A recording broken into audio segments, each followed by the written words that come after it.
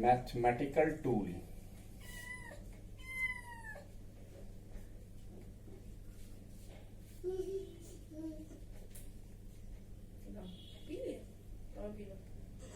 The curriculum of 11th and 12th of our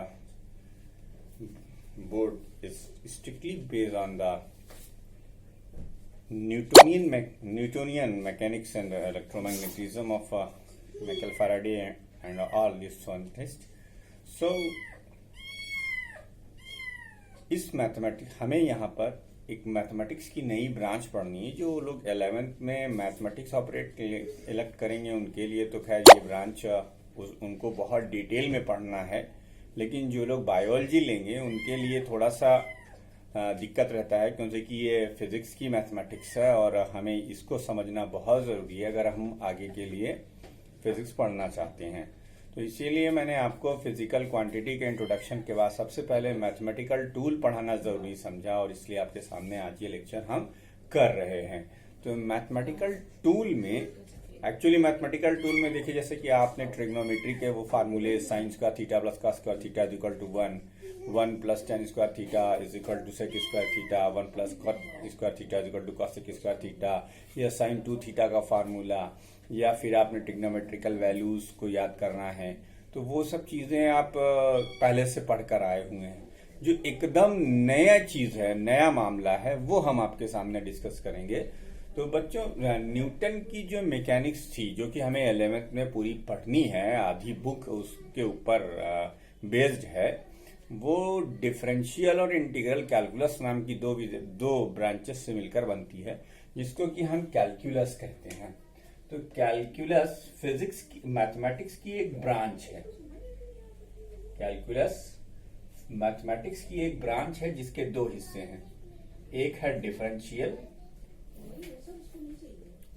और एक है इंटीग्रल। इंटीग्रल, ठीक। अब जैसे मान लीजिए कि आप अलजेब्रा में एक ग्राफ खींच रहे हैं, y बराबर mx प्लस c का ग्राफ, तो उसके अंदर जो m है वो स्लोप बताता है, लेकिन वो किसके लिए है बेटा? स्ट्रेट लाइन के लिए है। लेकिन फिजिक्स में वेरिएशन अगर इतना अप एंड डाउन हो कि आप उन जब दो पॉइंट्स को लेकर ग्राफ प्लॉट करें, वो ग्राफ सीधी लाइन ना आकर कोई टेढ़ा मेढ़ा कर्व बन जाए, तब आप वेरिएशन कैसे देखेंगे? तो उस वेरिएशन को देखने के लिए हमें डिफरेंशियल कैलकुलस पढ़ना पड़ता है। तो डिफरेंशियल कैलकुलस फिजिक्स में differential calculus as a rate measurer होती है। रेट मेजरर मतलब the variation of one physical quantity with respect to other. The variation of one physical quantity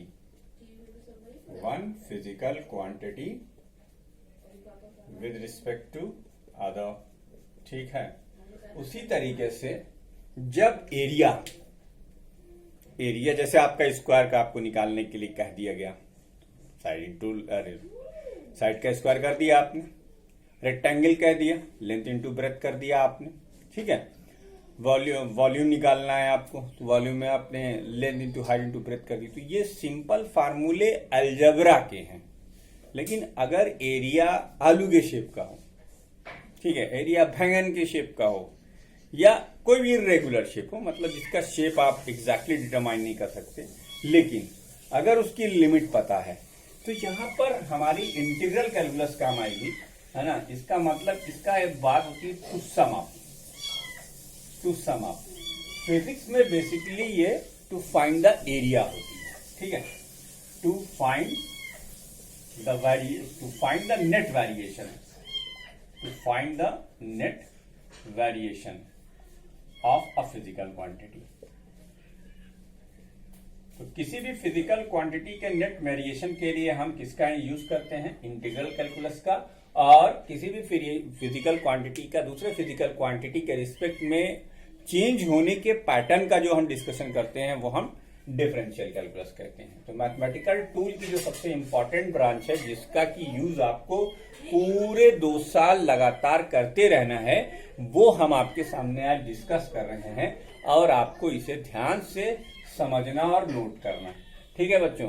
तो मैथमेटिकल टूल में कैलकुलस, कैलकुलस की दो branches, differential और integral. Differential क्या है? रेट मेजर की तरह। अब ये रेट मेजर की तरह कैसे यूज होगी, कैसे हम इसको अप्लाई करेंगे फिजिक्स में, ये सारी बातें हम आपको बताना शुरू करने जा रहे हैं। ठीक है, तो इसे आप नोट करके इरेज कर लीजिए, फिर हम आगे बढ़ते हैं।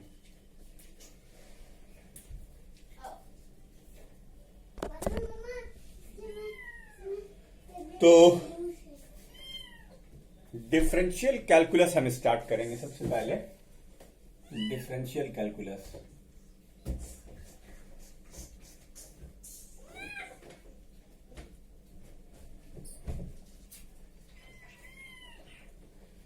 डिफरेंशियल कैलकुलस को सीखने के लिए हमारे पास एक टर्म होना जरूरी है।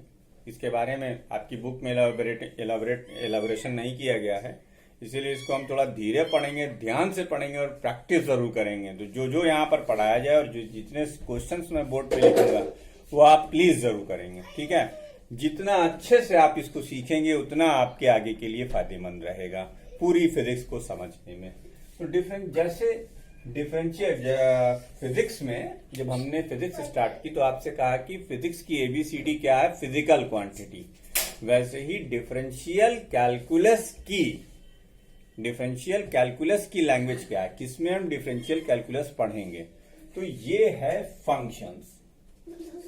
क्या है बेटा? फंक्शंस। फंक्शंस क्या होते हैं? फंक्शंस। अब हम फंक्शंस के बारे में जानेंगे। तो फंक्शंस के बारे में जानने के लिए सबसे पहले हमें वेरिएबल जानना चाहिए। वेरिएबल क्या होते हैं? Variable those who can change their values, who can change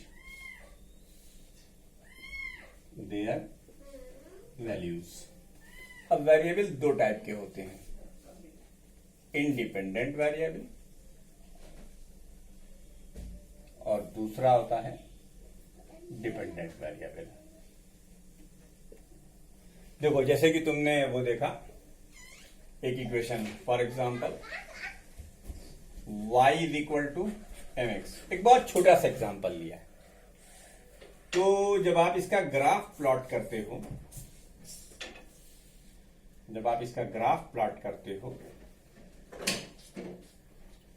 तो इसमें आप x को ऊपर रखते हो, y को नीचे रखते हो। x को वैल्यू 0 दोगे, मान लो y बराबर x है, या x प्लस 2 है, चलो x प्लस 2 मान लेते हैं। y is equal to x plus 2। x को वैल्यू 0 दिया तो y की वैल्यू 2 हो गई। x को वैल्यू 1 दिया तो y की वैल्यू 3 हो गई। x को वैल्यू 2 दिया तो y की वैल्यू 4 हो गई। x को वैल्यू -1 दिया तो y की वैल्यू 1 हो गई। x को वैल्यू -2 दिया तो y की वैल्यू 0 हो गई। बेटा इसमें इस टेबल में आपने एक चीज देखी कि x को वैल्यू हम खुद से दे रहे हैं, और जैसे जैसे हम x को वैल्यू देते जा रहे हैं वैसे वैसे हमें y की दूसरी वैल्यू मिलती चली जा रही है। तो इसमें x जो है वो क्या है? इंडिपेंडेंट वेरिएबल, और y क्या है? Dependent variable. फिर से समझो, x क्या है? इंडिपेंडेंट वेरिएबल, और y क्या है? Dependent variable. मैं इसे एरो बनाकर भी दिखा देता हूं, ये डिपेंडेंट वेरिएबल और ये क्या है? Independent variable. क्योंकि ये वैल्यू चेंज करता है इसके अकॉर्डिंग। जो वैल्यू अपने से चेंज करे उसे इंडिपेंडेंट कहेंगे, और दूसरा वेरिएबल जो कि उस इंडिपेंडेंट वेरिएबल के अकॉर्डिंग वैल्यू चेंज करे उसे हम डिपेंडेंट वेरिएबल कहेंगे। बात समझ में आ रही है? ये दो बातें हो गई, इंडिपेंडेंट एंड डिपेंडेंट वेरिएबल। उसी तरीके से एक होता है कांस्टेंट वेरिएबल, समझा हमने। अब हम समझेंगे constant. Those which remains constant,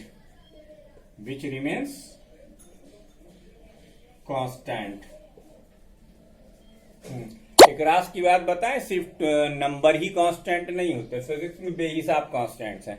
जैसे कि हमने डायमेंशंस में देखा था एक गैस कांस्टेंट, हमने डायमेंशन में देखा था एक फ्लाइंग कांस्टेंट, जैसे हमने एक डायमेंशन देखा था coefficient of viscosity, sorry constant. तो फिजिक्स में बहुत सारे कांस्टेंट्स होते हैं जो कि वो रिमेन्स कांस्टेंट। ठीक है, and not change their values, and not change their values, not change their values. ठीक है, बहुत आराम से समझना, बहुत धीरे धीरे समझना।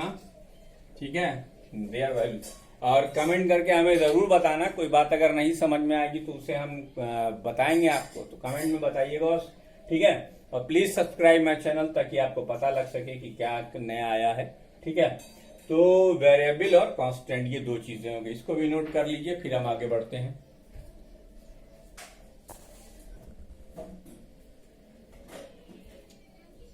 एक बात बताओ, तुम एक स्कूल में पढ़ते हो, तुम्हारा एक ही घर है, मतलब जहां रहते हो। ऐसे भाई बहुत से अमीर लोग हैं जिनके 8-10 घर हैं, लेकिन वो ऐसा थोड़ी है कि आधा दिन इस घर में सोते हो, आधा दिन उस घर में सोते हो। या मान लो कि तुम्हारे पास एक अपनी एक यूनिक बैग है, यूनिक बुक है जिसपे आपका नाम लिखा हुआ है। कम से कम आपकी यार आइडेंटिटी तो यूनिक है, यू आर यूनिक। ठीक है, तो मैथमेटिक्स की इस ब्रांच में जो फंक्शन की डेफिनेशन है वो यही है कि if there is a unique relation, if there is a unique relation between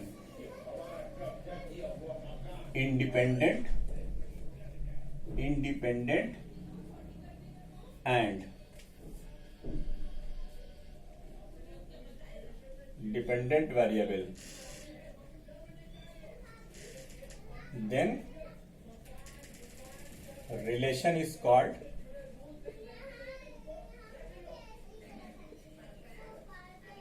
function. Relation क्या कहलाता है? फंक्शन कहलाता है। कब कहलाता है? जब यूनिक रिलेशन हो। किसके किसके बीच में? इंडिपेंडेंट वेरिएबल और डिपेंडेंट वेरिएबल के बीच में एक यूनिक रिलेशन हो। जैसे y is equal to x plus c, तो c यहां कांस्टेंट और x क्या है? x की पावर 1 है, तो y और x में relation y directly proportional to x है। y is equal to x square 2x plus c, तो इसमें y directly proportional to x square है, यानी 2 पावर हो गया, तो यूनिक रिलेशन है। क्वाड्रेटिक इक्वेशन जिसे आप कहते हो, क्वाड्रेटिक इक्वेशन आपने सॉल्व की होगी, रूट्स निकाले होंगे, सम ऑफ रूट्स निकाले होंगे, प्रोडक्ट ऑफ रूट्स निकाले होंगे। तो जब जब भी किन्हीं दो वेरिएबल्स के बीच में एक यूनिक रिलेशन आता है तो उस यूनिक रिलेशन को हम फंक्शंस कहते हैं। अगर रिलेशन यूनिक नहीं होगा तो वो फिर फंक्शन नहीं हो सकता। चलो फंक्शन को हम एक और दूसरे तरीके से समझने की कोशिश करते हैं। मान लो कभी को तुम बड़े आदमी बन गए और तुमने एक फैक्ट्री डाल दी, ठीक है, फैक्ट्री डाली, ठीक। अब फैक्ट्री अगर तुम डालोगे तो फैक्ट्री के 3 एसेंशियल कंपोनेंट होंगे। फैक्ट्री के 3 एसेंशियल कंपोनेंट होंगे बेटा। रॉ मटेरियल होगा, आपकी मशीन होगी और आपका आउटपुट होगा, ठीक है। जैसे मान लो कि तुम जूस की फैक्ट्री डाले हुए हो, तो इसमें तुम क्या रखोगे? जूसर, ठीक है। अब यहां अगर तुमने अपनी मर्जी से ऑर्डर तुम्हें मिला बनाना शेक बनाने का, बनाना, तो यहां तुम्हें क्या मिलेगा? बनाना शेक, है ना भाई, बनाना जूस मिलेगा, ठीक। तो बनाना से बनाना जूस। मैंगो डाल दिया तो तुम्हें क्या मिलेगा? मैंगो जूस, ठीक है। पाइनएप्पल डाल दिया तो तुम्हें क्या मिलेगा? पाइनएप्पल जूस मिलेगा। क्या कभी ऐसा हो सकता है कि तुम बनाना डालो और पाइनएप्पल जूस पा जाओ? Is it possible? कहोगे नहीं सर, ये कैसे हो सकता है। तो इसका मतलब क्या हुआ? ये बनाना तुमने अपनी मर्जी से डाला, मैंगो तुमने अपनी मर्जी से डाला, पाइनएप्पल तुमने अपनी मर्जी से डाला, लेकिन जूसर ने उसने क्या किया? जूस बनाकर banana juice, mango juice, pineapple juice बना दिया, ठीक है। तो यूनिक रिलेशन है, बनाना से बनाना जूस ही मिल सकता है, मैंगो से मैंगो जूस ही मिल सकता है, पाइनएप्पल से पाइनएप्पल जूस ही मिल सकता है। तो बेटा ये जो हमारा बनाना, मैंगो और पाइनएप्पल है, इसको हम इनपुट कहेंगे, एक नाम। दूसरा नाम इसका इंडिपेंडेंट वेरिएबल है, इंडिपेंडेंट वेरिएबल है। और तीसरा नाम इसका डोमेन है। डोमेन मतलब इनपुट की औकात, इनपुट कहां से कहां तक फैल सकता है, कहां से कहां तक इनपुट। अब तुम सर जूसर में हम गन्ना डाल दें तो जूसर से गन्ना नहीं पीसा जा सकता, उसके लिए फिर एक अलग मशीन आएगी, ठीक है कि नहीं, है ना, आपने देखा होगा रोड पे, ठीक है। अब ये जो मिला है हमको, क्योंकि ये इसकी वजह से मिला है, तो इसे हम कहते हैं आउटपुट या फिर डिपेंडेंट वेरिएबल। डिपेंडेंट वेरिएबल या फिर डोमेन, क्या कहते हैं इसे, सॉरी रेंज। अब जो तुमने दिया उसके हिसाब से ये मिलेगा। इसको चलो एक एग्जांपल से और समझ लेते हैं। हाँ, अच्छा बेटा, ये तो इनपुट हो गया, ये तो आउटपुट हो गया, बीच में क्या हुआ, ये हुई प्रोसेसिंग, ये प्रोसेसिंग हुई। लेकिन प्रोसेसिंग का नियम क्या है, रूल। प्रोसेसिंग यहां क्या है, रूल। नियम ये है कि जूसर से आपको जूसी ही मिलेगा, तो ये रूल है। इसी रूल का नाम फंक्शन है। ये जो रूल है इन दोनों के बीच में, इसी का नाम फंक्शन है। एकदम एग्जैक्ट वे में हम तुम्हें दूसरा एग्जांपल भी यहां समझाए दे रहे हैं। जैसे अब तुम बड़े हो गए, तुम्हारे पास खूब पैसा आ गया, तुमने एक जीन्स बनाने की फैक्ट्री खोल ली, है ना। तो यहां पर अब आप एक स्विंग मशीन रखोगे, मशीन रखोगे। अब यहां पर जैसा तुम इनपुट डालोगे, भाई क्लॉथ डालोगे, थ्रेड डालोगे, ठीक है ना, क्लॉथ होगा, थ्रेड होगा और बटन होगा, और तुमको यहां एक वेल डिफाइंड जीन्स मिलेगी, ठीक। तो बेटा अब ये क्लॉथ आपकी मर्जी के हिसाब से हो सकती है। क्लॉथ आपको ब्लैक कलर की जीन्स का ऑर्डर है, आप ब्लैक कलर दोगे। आपको व्हाइट कलर की जीन्स का ऑर्डर है, आप व्हाइट कलर दोगे। आपको ब्लू कलर की जीन्स का ऑर्डर है, तो आप ब्लू कलर का पार्ट, ब्लू कलर का क्लॉथ, ब्लू कलर के थ्रेड, ब्लू कलर के बटन दोगे, जैसा कि मैचिंग करता है, ठीक है। अब ये फैशन डिजाइनिंग की बात है, जो लोग कॉमर्स लिए उनसे पूछना, ठीक है। हमारे हिसाब से तो बेटा अब ये इंडिपेंडेंट वेरिएबल ये हो गए, ये वो रूल हो गया। अब जीन्स बनाने की फैक्ट्री में आपको जो है क्या बोलते हैं कि जूस तो मिलेगा नहीं, मिलेगा नहीं मिलेगा। यानी यहां एक बार फिर से ये साबित हुआ कि भाई इस मशीन से आपको एक जीन्स ही मिल सकती है। तो ये भी रूल क्या है, डेफिनिट है, ठीक है। इसी रूल का नाम फंक्शन है। अच्छा, इन तीनों से एक मजबूत रिश्ता इसका भी है, ठीक है। तो आउटपुट डिपेंडेंट वेरिएबल या रेंज, ठीक।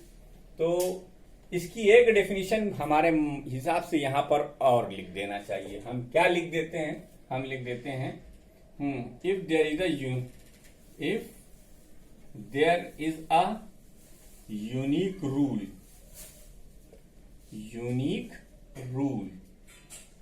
by which input and output are connected, input and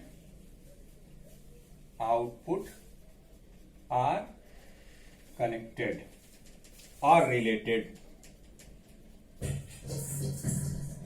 then rule is known as function. Rule is known as function. कब फंक्शन कहलाता है, जब इनपुट और आउटपुट एक दूसरे से किसी नियम से बंधे हुए हों, कोई नियम लगा हुआ हो जिसकी वजह से इनपुट और आउटपुट एक दूसरे से बंधे हुए हो, तो फिर उसे हम क्या कहते हैं, फंक्शन कहते हैं। इसे भी नोट कर लीजिए।